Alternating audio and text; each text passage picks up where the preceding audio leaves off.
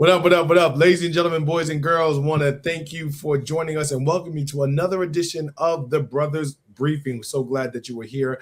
I am your co-host, Charles Coleman Jr. And of course, joining me is my amazing co-host, Mr. Richard Fowler. So good to see you. Make sure you are liked, subscribed, following, and sharing the Brothers Briefing wherever you are following your podcast and getting your podcast. This is the number one place for news, views, and lifestyles for Black men. Richard, how are you, my friend? Good morning. I'm good. Hope you had a great week. I did. Yes. I did. We are going to get right into things because we've got some major developments. For the first time in 52 years for the first time, the Democratic order for the nomination process is changing. All right. Since I don't know how long ago, 52 years ago. You said that part already. Yeah, it all. No, I was trying to do the math in my head. I'm not a math guy. I couldn't do the math. It all started in Iowa with the Iowa caucuses, and that has now changed because now the contest is moving to the great state, the Palmetto State of South Carolina. And that is where the first Democratic primary will take place. Richard, what are your thoughts, your reactions? This is big news. It is big news. And, Charles, so y'all didn't have to do it. I actually watched a good chunk of the DNC Rules and Bylaws Committee. Yes, that's what I spent my Friday doing, watching the Bylaws Committee as they made this decision.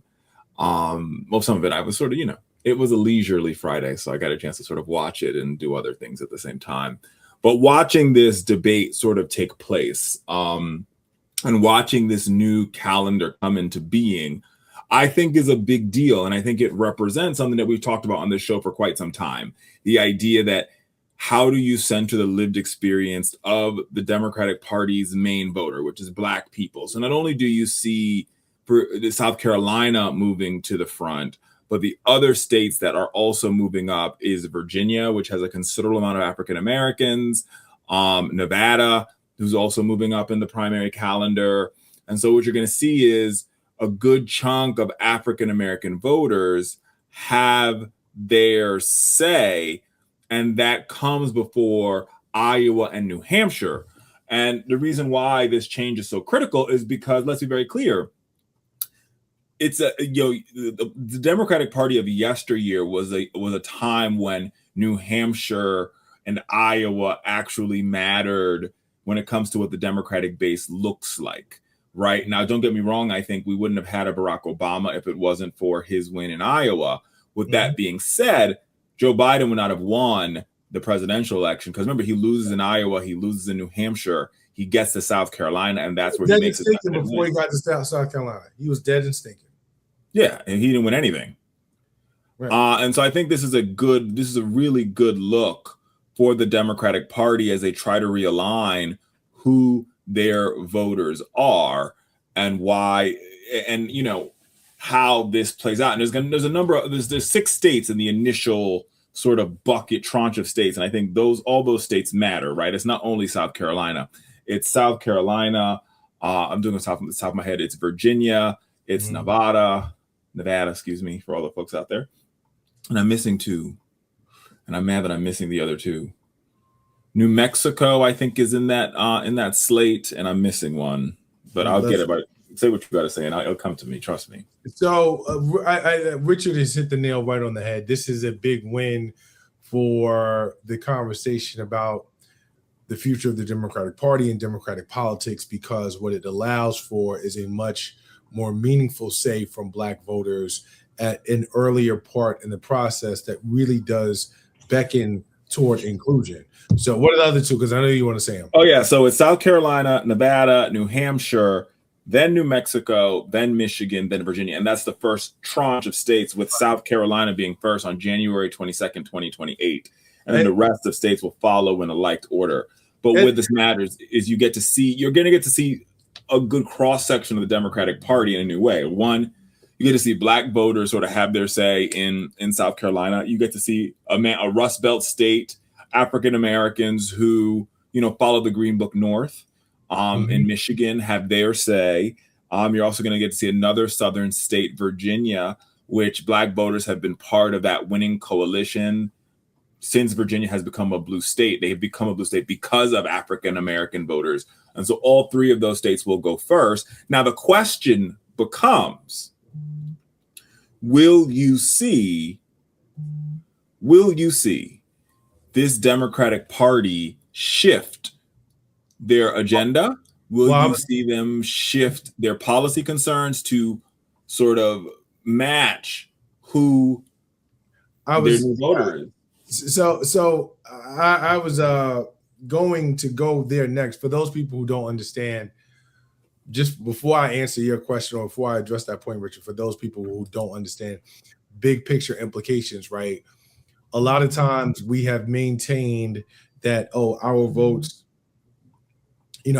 count and every vote counts. And while I'm not going to sit here and say that that's a falsehood, I'm going to say that at some time, in some cases, the argument can be made that certain votes are worth more than others at certain times. And in the primary, the way that I mean is a big part of primary season is being able to outlast your previous candidates with respect to fundraising and how much money you can have and how far you can go. And part of how much you're given at that point, because you're thinking about people who are not giving to the Democratic Party, they're not giving to, one candidate who's clinched the nomination. They're making a choice among a field of 7, 10, 5, 12, people who are vying for their dollars. And so they're thinking, who is going to be the winning horse in this race? Who is going to be the most competitive? And when you have a candidate who is able to appeal to Black voters early on, and the Black electorate can make that candidate more competitive early on, we have a better chance of seeing that person go the distance, as opposed to waiting till a different order when that candidate is kind of sort of behind in the polls and it doesn't seem like they can win, and they're not getting as much money from fundraisers or from funders, and so they end up having to drop out. So it's like, well, yeah, the guy that I wanted, I know my vote counts, but the guy that I really wanted to vote for and support, or the woman that I wanted to support, is no longer in the race because I'm voting late and they couldn't raise money because they didn't think anybody wanted them. So I just needed people to understand how that works. I'm equally as curious, Richard, as to whether we are going to see an ideological shift as a means of trying to court Black voters. I don't want us to take that for granted that people understand that, but I think, Richard, your question is a very good one. Like, are we going to see an ideological shift in terms of candidates now understanding that in order to be competitive early on in these primaries and have an early good showing for funders and everything else, you're going to need to really aggressively court Black voters. And so what does that look like? Does it look like policy? Does it look like, window dressing? I also think, in addition to, or sort of as a parallel story to all of this, Richard, we've talked a little bit on here about how embattled Ken Martin is. And so we know that we're likely to see some new, we don't know who, but we're likely to see some new leadership at the helm of the DNC sooner than later. And so with all of this happening, you raise a really, really valid question. Are you going to put somebody in place to do the same thing and get the same results? Or are you looking for someone who has the savvy and the courage to make the right pivot in order to reestablish yourself among a voting bloc that you absolutely cannot win without? Yeah, I mean, I think that's a story that we're not covering, but it's connected to this one, right? So as this was happening, there was a number of very bad stories about DNC chairman Ken Martin. Oh man, throwing phones, all kinds of shit. I mean, I had known about that before, and so I did as well. But I said I did as well, but I mean, the public. Yeah, I knew about the phone incident probably earlier this week or last week, depending on when you're watching this. But I think the phone story is less of a story to me than the story around the DNC mortgaging the building, which sort of speaks to the financial peril that the party is in. Now, the DNC has been here before. When Howard Dean was the chair, the DNC had the same type of financial issues. But I think what Howard Dean had that Ken Martin does not have is Howard Dean was the Bernie Sanders before Bernie Sanders. Howard Dean was a former governor. Howard Dean had run for president, lost the presidential campaign, and then went on to be the DNC chair. So he had a bit of a better fundraising base. And he made some tough decisions that people in the Democratic Party didn't like. Howard Dean was the person that introduced the 50-state strategy. That was a strategy that a lot of DNC insiders at the time did not like. But if there was no 50-state strategy, Barack Obama would not have won Indiana in 2008. He probably wouldn't have won North Carolina in 2008. I'm getting in the weeds here, but I say all that to say, I think this Democratic Party is in a different time and in a different moment. And the reason why I say that is, remember, when Ken Martin takes office, the first two things that happen right after that is two of the biggest funders and two of the biggest sort of recruiting armies and organizing armies inside the DNC walked away because they had problem with Ken Martin's leadership. And that's AFSCME, which is America's municipal and state and city employees, and the American Federation of Teachers, which is 1.8 million educators, government employees, and healthcare workers across the country. Both of their leadership decides that they're going to walk away from the executive committee of the DNC and they're going to take their checkbooks with them. That's a big problem that Ken Martin has not been able to fix, because he has not, one, clogged that budget hole that those two departures meant, but he also hasn't sort of mended the fences of what those two organizing armies means to the Democratic Party. Those two groups have not disappeared from the landscape. Those two groups have continued to fund the landscape, but they continue to fund the landscape in a different way. And that has created decay, I think is the right word, to the Democratic National Committee.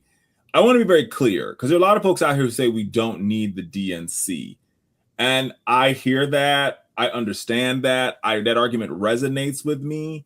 But there is something that the DNC provides from an infrastructure perspective that, Working Families Party cannot provide, that the Democratic Socialists cannot provide.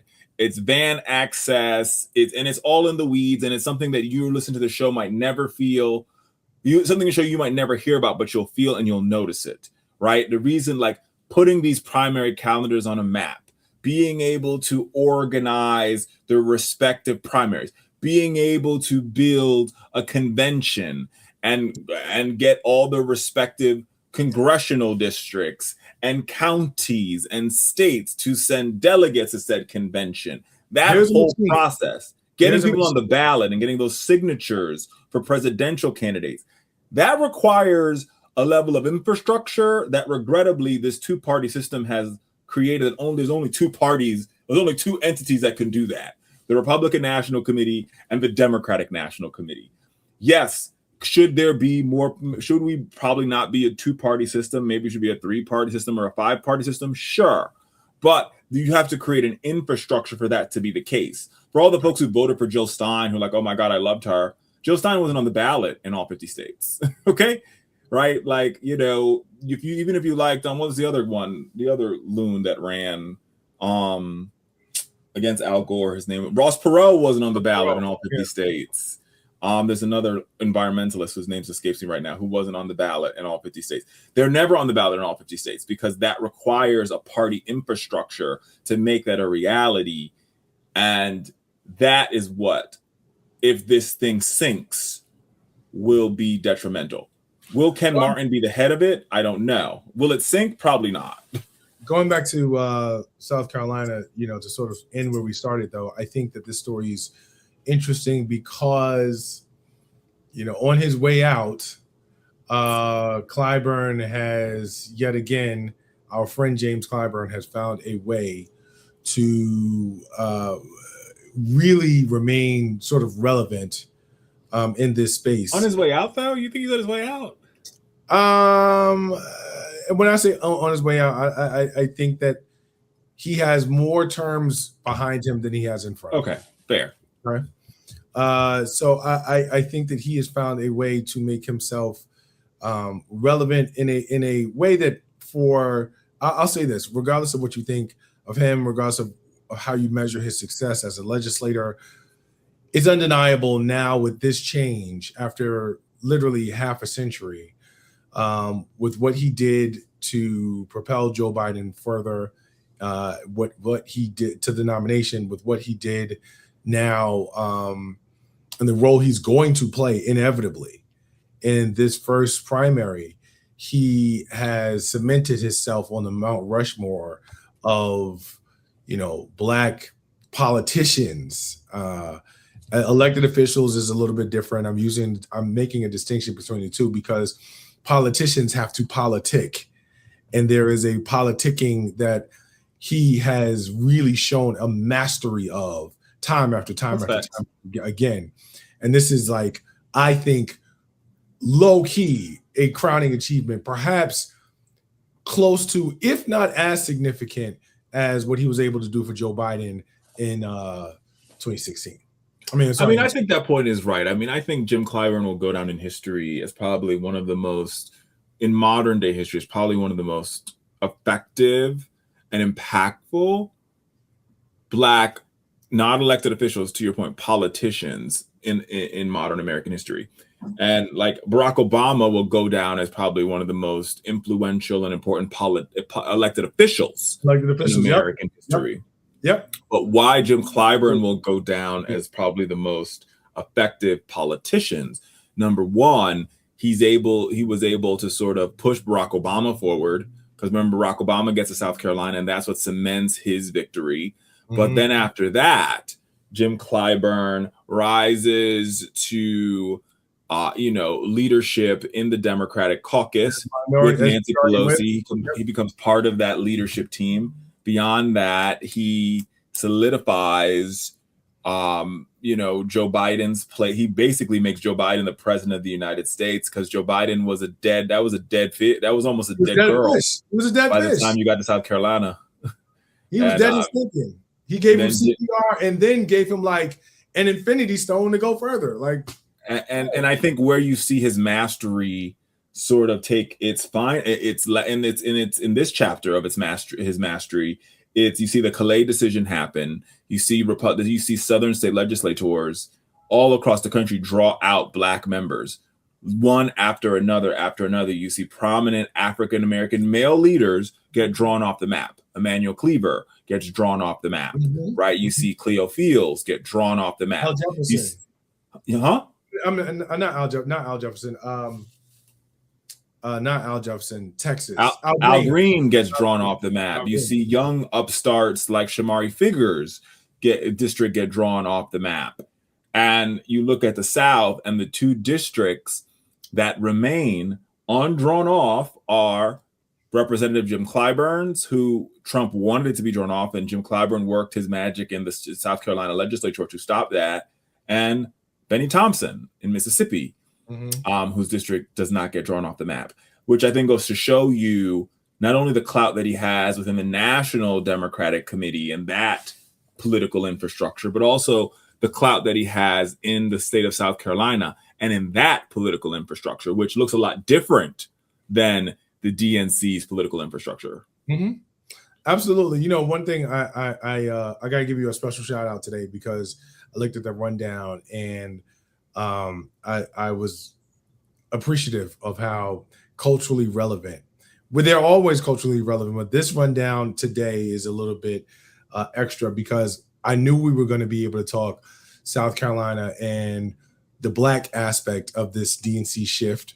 I knew we were going to have some other very, very culturally relevant conversations. And while, my friend, I love Iran in terms of the discussion, I just felt like, this man ain't moving the needle. So that being said, what we got next on the docket, friend? This one's about you and your alma mater, Howard University. And I've heard both sides of the story, so I want to get your take. So I'm going to tell the story. I'll get your take. I don't know if I have a take, but I've heard both sides of this. Howard University is in a little bit of hot water. And here's the reason why. Howard University is in hot water because 502 incoming freshman students have had their admissions decisions rescinded. And the controversy began when students received emails informing them that Howard would no longer hold their place in the fall freshman class. The university said the students' accounts did not show that they had met the required enrollment and financial obligations by previously communicated deadlines. Howard said it contacted the students and their families throughout May April, June, and July with information about payment requirements, financial aid, outside scholarship deadlines. Those communications reportedly included emails, personalized financial information, videos, and bison prep sessions. However, several affected students and parents said their circumstances were more complicated than simply failing to pay a bill. Some students had scholarships and other financial aids that wouldn't credit until after the deadline, but that didn't seem to matter to Howard University. Many of these students, their decisions were rescinded. This is like days before they're getting ready. Like I just drove by the campus, as you know, I live in DC. The kids are moving in right now. Like there were kids on like with little moving trolleys moving in. So far, Howard has restored the enrollment of 46 students affected, but now students, to make the story even more interesting, they cannot get back into their portal, so they can't even see what they're missing to sort of argue their case. I've heard both sides of this. I've heard people say, why are we dogging a Black institution, for the rules that they've set? I've heard other people say this is Howard trying to, lower their enrollment cap because they went over it and they had to get rid of some people. And they had a special class of folks, and Howard is only for the rich and the wealthy Black people. And they're, but in doing this, they're hurting poor and vulnerable students that they should be giving a leg up to. I've heard a lot. Now, I'm going to remove myself from this story because I do have my opinions, because I went to a predominantly white institution and we had our financial aid trials and tribulations. I'm not going to say that we were above that, but they didn't look like this. So I'm going to leave it there. So I'm glad you put the story in here, although I'm upset that it's a story. And let me be very clear. I am not going to have somebody get on the internet and research me. So I'm just going to tell you, I was a 2-time member of Howard University's Board of Trustees. And because of that, I understand the financial aspect of this and higher education at a level that a lot of people do not. First and foremost, let's take this and have some context bigger than our hilltop high, so people can understand a few things. Number one, higher education as a whole right now is suffering to pay the bills. Facts. You can look at all sorts of institutions. I can name a couple at the top of my head. Syracuse, Temple University. These are not Black HBCUs who have recently talked, and a slew of others who have recently talked about mass layoffs because they are having budget shortfalls and they got to close gaps. So that is something that can place across industries. All right. The school ain't got it to float. The next thing that you need to understand from a big picture place, a lot of people don't connect the fact that when that Supreme Court decision came down that eliminated racial considerations in higher education, the first thing that I said was that this was going to put a strain on already stretched historically Black colleges and universities. Because if you look at Black enrollment at most PWIs, it has decreased. And whether it's because they haven't gotten into those other schools or whether because they didn't feel comfortable going to those other schools, the number of applicants at HBCUs has shot up exponentially. Not to mention that if you did not know, even as we hear everything that we hear, there are more people going to college right now than ever in America. And so that's also why the schools are having the budget drains that they're having, because even though people are going to schools, it's not like everybody can actually pay for it out of pocket. So there's a lot of different factors there that are going on. Okay. Now, let's go to, I just want y'all to keep that in mind. I'm just setting the stage. He set the stage for, I'm good because I don't know what's going to happen here, but this is getting ready to be interesting. Let's go to Howard University, all right? I say not too much on my HU because people act like Purge Day in higher education is a new thing. It is not. Purge Day has existed for a very long time. I think that you have to understand you can't just take everything you see on social media for fact. A lot of people do not understand. And, I'm not trying to be disrespectful or ageist, but Gen Alpha, y'all got a way of just hopping on and being loud and wrong when it comes to these things. Couple things that you got to remember. What many young people go to college at the age of 18, which means that on FAFSA, when you fill out and apply for financial aid, your parents do not get correspondence unless you make a special designation for them to do that, because you're 18. And so you're considered an adult. So they do business with you directly, which means that they send you the notifications, which means that they don't send your parents the stuff unless you have specified that they're supposed to get it as well, in which case you have now made yourself responsible for keeping up with these deadlines. Now, Richard, you noted that there were 46 people who came in or who were able to get re-enrolled. Here's what I know. What I know is when you are someone who is responsible and on top of your business, you make it your business to go and say, I have an outside scholarship and it's only going to hit after this deadline. What can we do? And what I know as a two-time graduate of this institution is that more likely than not, in that situation where you have gone proactively before this took place and been on top of your business, you will be able to escape that wave. What I will say is that there are a lot of people who are looking to pile on to Howard University. We had similar things occur with other HBCUs. And then, like I said, Purge Day happens at all institutions of higher ed. And I get it. The student ain't But 500, to be fair, 500 is a big number, Charles. Come on now. It's a big number, but you're talking about first-time students who, in many cases, the first-time students in college, in many cases, who have not gotten their outside scholarship money yet. And they haven't gotten onto that cycle.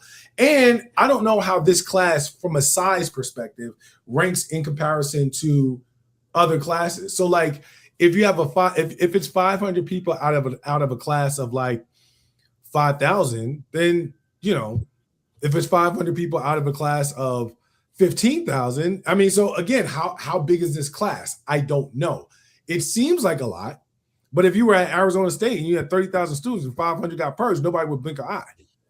I think part of the issue is that, look, I'm going to say it. People like to have our names in their mouths. They like to talk about our universities a lot. They do. I'm not even trying to be funny. Like, because Tennessee State had the same thing happen to them, it did not make any news. Because no. I agree with. Okay, I'll give you that. I will give you. People look to Howard, but they look to Howard because Howard is in yes, Black HBCU yes. world. And we got to take that. We got to own that. The gold standard. Yes, and we have to own that. And for the students, as somebody who wasn't sitting on I've had university clients before.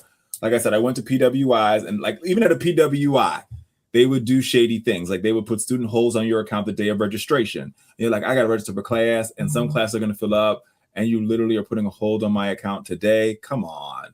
Right. And so I get that. And I've been the student on that side. Yeah, I don't love this. I don't love this aspect of it, but I'm not going to sit here and act like it's not a business. It's a business. Now, the one thing that I will say one thing I'm going to say is that there are people online, and I do want to address this. This is dirty laundry that I got to air out, that I got to speak on. There are some people online, not too many alums, but some students, some current students, who have really leaned into the narrative that Howard is for the affluent and for the elite, and that and they've leaned into it even more so. Some students who didn't get unenrolled, who have said, hopefully this will, wash out the riffraff and clear out the riff. You have no idea what Howard University is all about.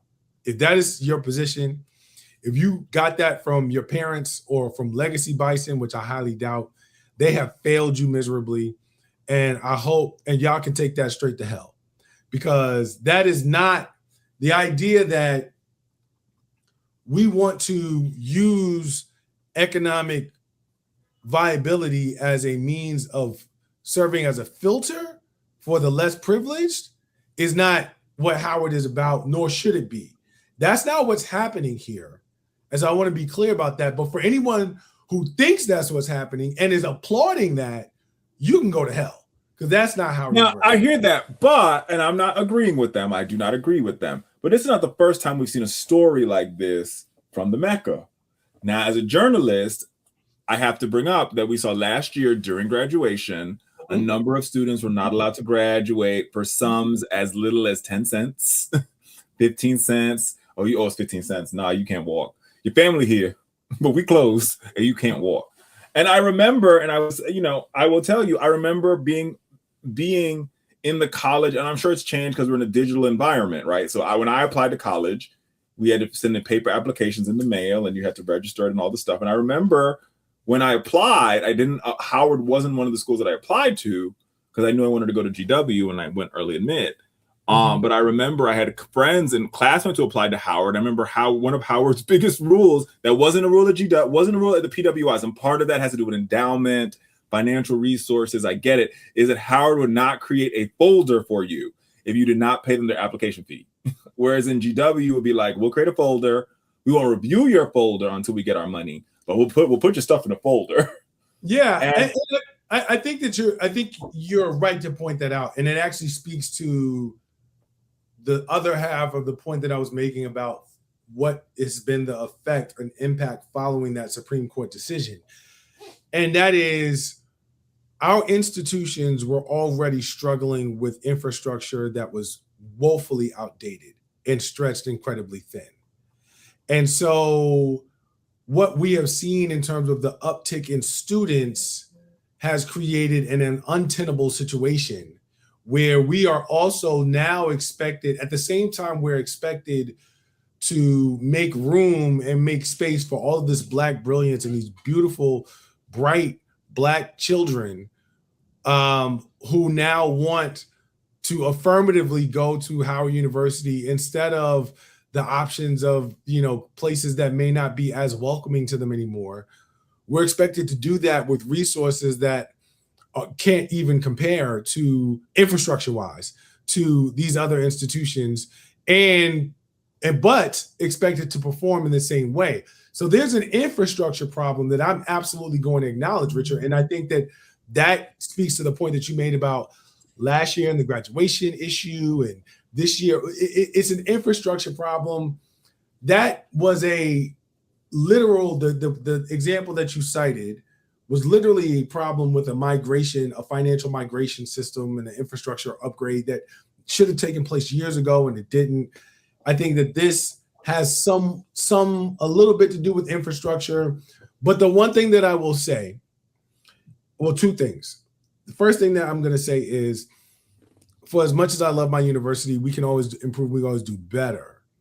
I think that, and Richard, you and I are in this space where we see people like fall on their face all the time. You can tell who has good crisis PR and who does not.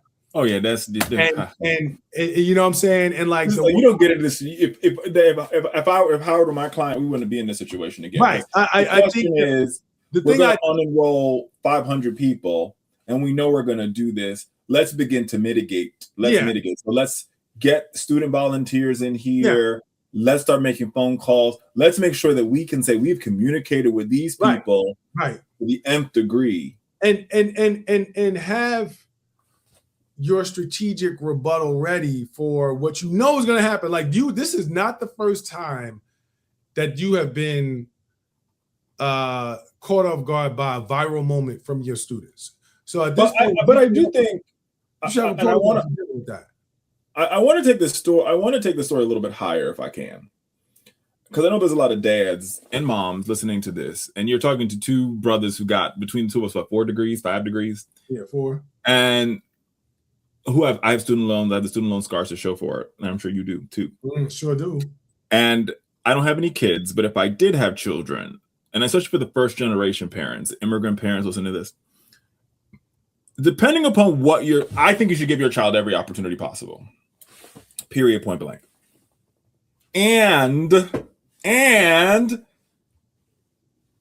I also think, and I heard somebody say this, and so I want to say this because I think it's real. In this moment where higher education has become and I was having this conversation yesterday with somebody, in this moment where higher education has become so expensive, to the point where some of our great charitable organizations, many of the Divine Nine groups, I've been to so many scholarship breakfasts and brunches over the past, I don't know, month and a half, Charles, and I've seen them say, we've given this kid $1,000, and all the old people clap. And I'm like, that ain't doing, I'm a professor. That ain't doing nothing. No. $1,000 ain't doing. You know how much a credit hour cost? I mean, at GW, when I was at GW, a credit hour was $1,000 a credit hour.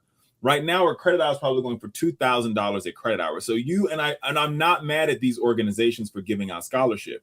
I'm saying the scholarship is putting and we're going to talk about this later in the show, it's putting a very small dent into a very big bill. So if you have a student and they're smart and they're brilliant and they want to be a nurse, consider as a parent state school. Like, say, maybe we should think about the state schools where we know we can go for $5,000 or $7,000 or $8,000 versus a nursing degree at Howard. Not saying that Howard doesn't have a great nursing program. I'm not doubting their nursing program. I'm saying a Howard nursing degree might cost you $60K or $70K. You might end up in the same space, if not a better one, had you gone to the same school. Or if you had decided to go, if you're from Florida, you decided to go to USC, University of Central Florida, USF rather, you go to Polygon for $5,000, and you would have graduated with no debt if you qualify for Bright Futures, or you went to a state school. So I'm just saying, if the person is considering going into, now if you're going into politics, if that's where the person wants to go, like I did, being in DC made a difference. Yeah. Or if the person wants to go into STEM and they want to go become the next, Mark Zuckerberg or Bezos, going to USC or going to UCLA makes a difference. Yeah. If they want to be, the next dancer in Alvin Ailey, going to NYU or going to Columbia or going to Barnard makes a difference. If you're going to Harvard, Harvard's paying for your tuition, so you got to worry about it because their endowment's big enough. But I'm saying this to these parents because you have to be very clear. Howard has already made their enrollment cap. These 500 students that they took their admissions away, that's already over their 2,400 enrollment cap. They've made their cap, including Usher's son, who's paying full freight. Usher wrote the check is cashed. Okay.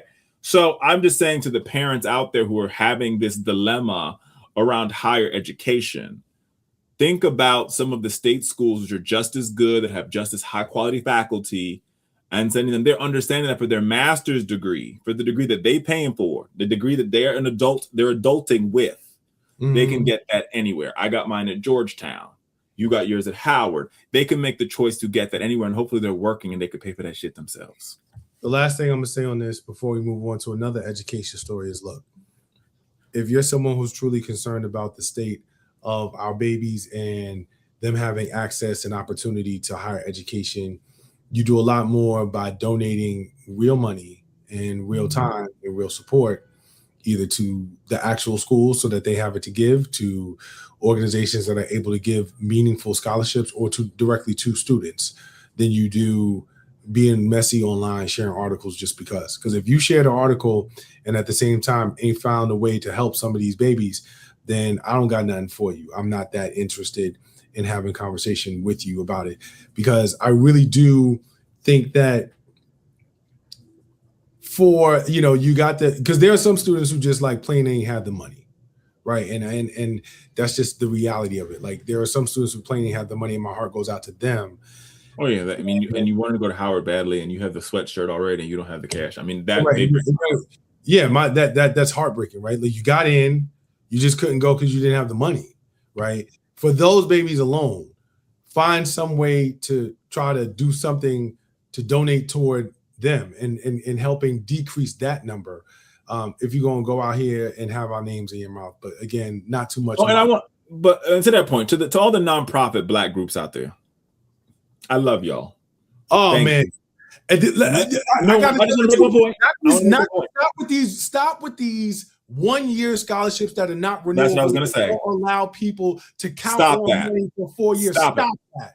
Stop giving out $10, $500 scholarships. Stop it. Just give out one $10,000 scholarship and help one. Because here's what you're actually doing. I'm going to tell you what you're actually doing.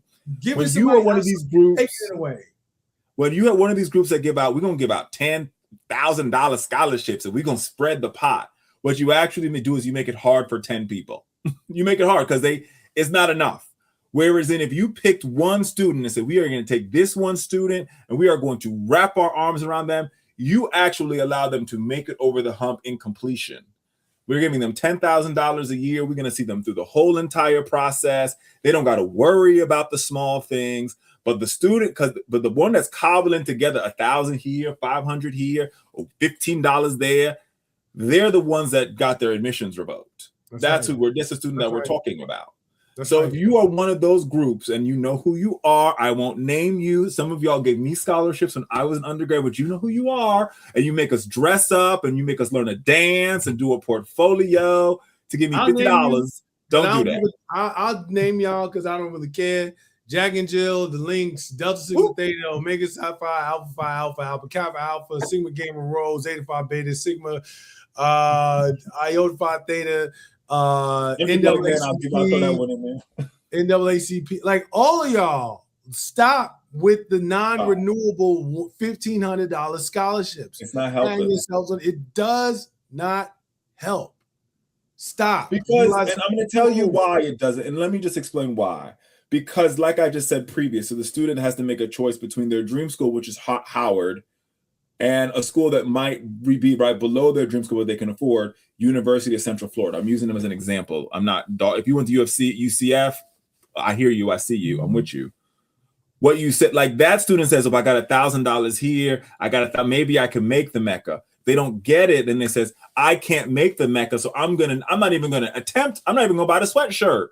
I'm going to divert my reality to University of Central Florida, where my bright futures is going to get me through. I don't have to worry about it. But you guys actually create a hollow hope for that girl who says, or that boy who says, I've raised enough to pay for my first semester at Howard, but that's not enough for the second semester. So right around finals, not only are they worried about passing their final exams, they're worried about how they're going to pay for the next semester and how these universities work, whether white or black. When you go to Christmas break, if your bill is not paid, honey, they make you move out your dorm. You're not coming back. Like they make sure you're not coming back. And your scholarship, your $1,000 went for naught. Because oftentimes for those students who get kicked out or those students who do not have the financial capacity to go forward, they end up going back home. I'm going to work for a semester. One semester becomes two becomes four becomes five, and they ultimately end up not finishing, or uniquely worse, they end up not finishing and graduating with debt. Majority of the folks who have a lot of the folks who have student loan debt in this country are folks who went to university, took out student loans, and did not complete the degree. So they don't have anything to show for the debt. Let's keep this conversation going in a different way about the cost of education, but shift in the perspective of high school and charter schools and state control and parental choice and what we have been fed for a very long time. There's a very interesting story that Richard sent me about what actual vouchers in Indiana schools, Indiana charter schools, actually cover and what they don't. And let me see. What is the source of this article, Richard? So it's from Chalkbeat. Okay. So yeah, it's from Chalkbeat, which is an educational blog of sorts. And here's the background, okay? We have and continue to hear, and will hear more, I predict, from the right about how important parent choice is with respect to school choice. Really, I want to tell you that is a smokescreen for privatizing education. You said it better than me. And that's just the reality of things. And so what we've been sold by elected officials is this idea that we're going to give you vouchers and then we're going to let you go to the schools of your choice. Now, I'm not even getting into the horrible, abysmal records of some of these charter schools in our communities like Success Academy and other like bad actors. Urban Prep in Illinois. Urban Prep, you know what I'm saying? Like they're all over, right? Very bad actors in the charter school space that have convinced our communities that these people are for us when they're really not. But that's another conversation. Let's just talk about the lie when it comes to school choice. And the lie that I'm referring to is we're going to give you this voucher. And because you have this voucher, you're going to be in a position to take advantage of this. The chart that is in this article on Chalkbeat lays out very plainly that the voucher in the state of Indiana leaves almost for every single school, because it's wonderful. It lays out like all the schools and it shows you what's left to pay. And if you look down this list, it's $7,000, $6,000, $6,500, $6,500, $58,000, not $58,000, $5,800, $5,200. These are literally thousands of dollars that we're not talking about higher ed. We're talking about K through 12 primary education here. Speak. That they are expecting parents to pay with the gap. Before I turn it over to Richard, I want you to understand two things. I want you to understand that this is the lie that you're being sold under the guise of parental choice, under the guise of school choice. When they try to sell you this as a means of defunding and underfunding the public education system, it is so that you can move to a privatized model that these people can get rich and these people cannot deliver on education to your systems. Because I want you to be clear about something. That $7,000 gap, that $6,800 gap, that $5,200 gap, that is a drop in the bucket to the people who are privileged and who have it. Because they're going to send their kids where they want their kids to go, and they're not going to have to worry about that. The people who are on vouchers are the people who are going to suffer and struggle. So do not think that this is a problem that affects us all equally. It is not. So with that, Richard, my friend, give me your take. I mean, well, number one, here's what we know about vouchers to begin with. Vouchers often go to people who already attend private schools and who could oftentimes already afford them. That's what we've seen in many places that have voucher programs. Voucher programs go to people who are already in a private school. And so, like, we're already here. Let's use this voucher money to help us offset some of the costs because we don't want to pay the full freight. So that's thing one.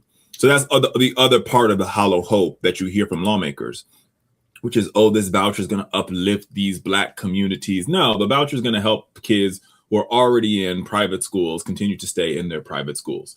It's just deferring some of the bill that mom, dad, aunt, uncle, grandma have to pay. Number one. Number two, to what this article points out, this is another hollow hope, right? Because just say, for example, you're blessed enough to get your kid into Cathedral High School in Indiana and you get the voucher. You still have another $7,000 that you've got to come up with. And I know for my mama, who was a registered nurse, $7,000 a year that you would have to come up with on top of feeding me and clothing me. And that doesn't include like uniform and the field trips and trying to at least allow me to keep up with the economic standards of my classmates, right? Like, my classmates got new shoes or my classmates are doing violin. And so I got all of those things. This number probably doubles. And this goes back to the fact that so you are siphoning money away. Because it's not like they're creating a new pot of money, okay? It's not like they're creating a special tax to pay for the voucher.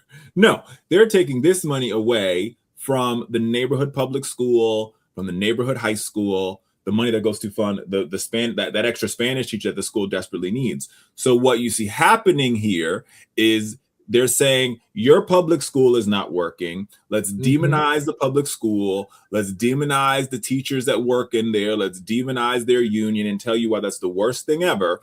Then we're going to give you this voucher and tell you this voucher is the best thing ever. But they forget to tell you that you have to pay a bill at the back end of said voucher. And that bill could cost you in some cases up to $12,000 to $13,000. And once again, almost similar to the last story that we talked about, you end up in a world in which you wanted better for your child, and all you're stuck with is literally, robbing Peter to pay Paul because you're still trying to catch up. The better answer here is to properly fund and invest in the public school. And Charles, if anybody who's heard me in panels or anybody's heard me like nauseate about public schools, the thing that breaks my heart the most is you name the city that has a public school system. And what breaks my heart, and I live in District of Columbia, and it's another great example of it, is where I live in Ward 8, predominantly Black neighborhood, like there's this issue with the public schools working. Same school system, same school board, same mayor, same chancellor. You go to Ward 3, right, where that's where Mark Zuckerberg's house is, the house he has in DC, and that's where Wolf Blitzer lives, and some of your colleagues, they live over there. Maybe some of my colleagues live over there. those schools work perfectly. Like they don't need vouchers over there because the public school is like perfect. I mean, the same goes for Chicago, right? Like the south side and the west side of the city are dealing with disinvestment and the lack of investment in public schools. And you go to the north side where, you know, Rahm Emanuel lives, and the school's like, oh yeah, it's perfect up here. Mm-hmm. And it always causes me to scratch my head to be like, how do you have, and this goes to talk, when people say that this is not about race, how could you say this is not about race? Because what they want to do is they want to come to my neighborhood and they want to tell you charter school or voucher, but they're not in Ward 3 or the Lower East Side talking about vouchers and charter schools, because those schools work. Like perfect, they're perfect. And so we have to ask ourselves the question as Black people, and we have to sort of rise up in this moment and say, we will no longer accept the status quo as being okay. We will no longer accept politicians who say they're for charter schools and they're for voucher programs, understanding that they siphon money away. Because here's the thing. The white politicians can say they're for vouchers and they're for charter schools because the schools oftentimes in their districts work perfectly. Right. And that's the other part, right? Like there's a practical concern that requires a demonstrated understanding of how these issues work. The one thing that I want to say about this conversation, about literally all three of our conversations today, Richard, if you're someone who's listening, you know, I don't, this is an agnostic show. We don't get religious on here, but I will say that like the scripture of my people perish for lack of knowledge remains true and truer and truer and truer every day when it comes to our people. These are the types of things that I need you to understand, because the information is out there. And if you don't take advantage of it, you end up being in worse situations than you are, because I've seen so many parents who did not understand how to process the talking points on school choice, on vouchers, on education, and made poor decisions in terms of who they elected based off of false promises. It's conversations like these that become so critically important. Like people are like, oh, you got to do your research. We've actually done the research for you. Yeah. Right. Like you're listening to two men who are on national television multiple times a week, every week. Right. And who are in these spaces. Richard has clients who are in the education space, who understand the space extremely well. You know, I've dealt with these spaces for a very long time. Like I talked about my experience as part of university board governance, right? Like, so you're talking about people who really know the stuff, and I'm not running down our resumes because we don't need that. But what I am saying is that, like, look, there is a level of information that is out here, but you have to be smart enough and willing enough to go seek it and understand where you can get it. And that's why, if anything else, you listen to the Brothers Briefing and you share, like, and subscribe to this podcast. I mean, I think that's right. And the only thing I will add here, especially on this schools issue, and this is the thing that irks me, and that's why I get mad at Democrats, is Republicans are very clear on their positioning here. There's not, I mean, yeah, the Republicans are like, yeah, I mean, okay, my public schools work. But Republicans in unison will tell you we are for privatization, we are for vouchers, we are for charter schools. That is a Republican plank. School choice is a plank. And the Democratic Party on this issue, understanding that a majority of our party are Black boys, Black girls, their parents are Black boys, Black girls, brown girls. We are waffly on this issue. And it's heartbreaking because we're often the ones that are on the other side of this. Like, connect the two stories here. The reason why people can't pay full freight to go to Howard, and a lot of the people can pay full freight to go to Harvard, Princeton, Yale, and the Black folks can't pay to go to Howard, has everything to do with the fact that there's a disinvestment happening at the beginning. And you have a party that's unwilling to say, we are a party of public schools. We believe in high quality neighborhood public schools, and we will go to our grave fighting for high quality neighborhood public schools. These Republicans will go to their grave fighting for school choice. And we allow them to snooker us into believing that school choice works for us. It doesn't. And in large part, they'll do so because they'll avoid having this conversation because they know that they're talking to an electorate that may not fully understand the issues, and they don't have the ability to present their own. They have the ability, but they have not received the proper coaching in terms of how to present the proper and appropriate counter narrative. And that's right, and that's right, and I'm going to tell you why, because we're going to move on. There's a reason why school choice does not work in our community, and I think here's the truth. I think a charter school would actually work in Fairfax County, and I will tell you why it won't work in our community. It won't work in our community because you cannot improve the schools in spite of the community. Allow me to repeat that. You cannot improve a school building. You can't build make it literal for you. You can't build a new school building and give all the kids laptops if they're going home and they can't afford rent, if they don't have a grocery store, if they don't have a hospital, if they don't have a park to go look at the sun, if they don't have any of those things, right? Then you cannot improve the school in spite of the community. You have to improve both at the same time.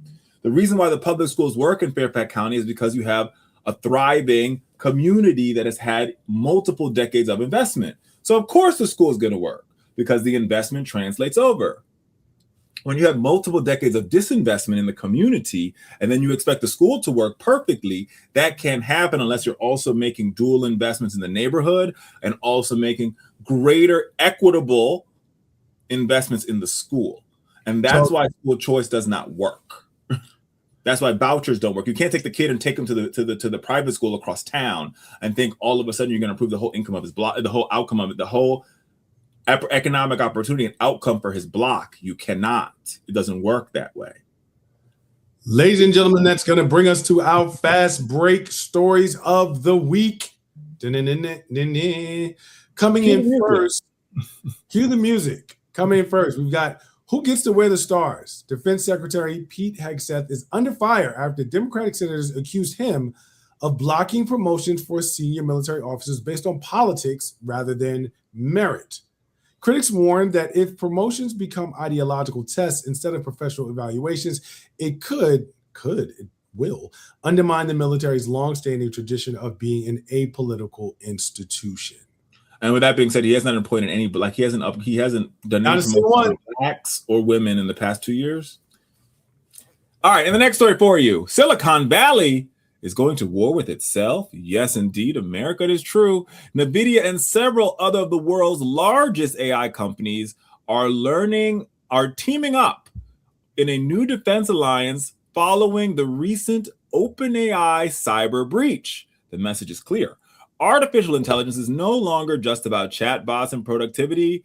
It's becoming central to America's national security strategy and the next global arms race. This happens as we find out last week that an AI chatbot hacked another AI chatbot. It's going down, y'all, in the AI DMs. Indeed, it is. And now, final story. Lindsey Graham's foreign policy is back in the spotlight, y'all. A new Wall Street Journal report details Senator Lindsey Graham's behind-the-scenes conversation with Israeli Prime Minister Benjamin Netanyahu during the Iran conflict, underscoring how influential individual senators can become in shaping U.S. foreign policy, even outside the White House. In Washington, sometimes diplomacy happens in the Oval Office, and sometimes it happens in other places like Capitol Hill, and sometimes it happens in other places beyond that. So that is going to do it for us. We had a really good conversation. Today was a good one. This episode was a long show. Extremely culturally relevant. Very much so enjoyed it. This is why you come here. News, views, and perspectives, lifestyle from Black men for all of us. Make sure you are liking, sharing, and subscribe to the Brothers Briefing. For that, that's Richard Fowler. I'm Charles Coleman Jr., and we will see you soon. Take care. Have a good one. Take good care, everybody. Peace.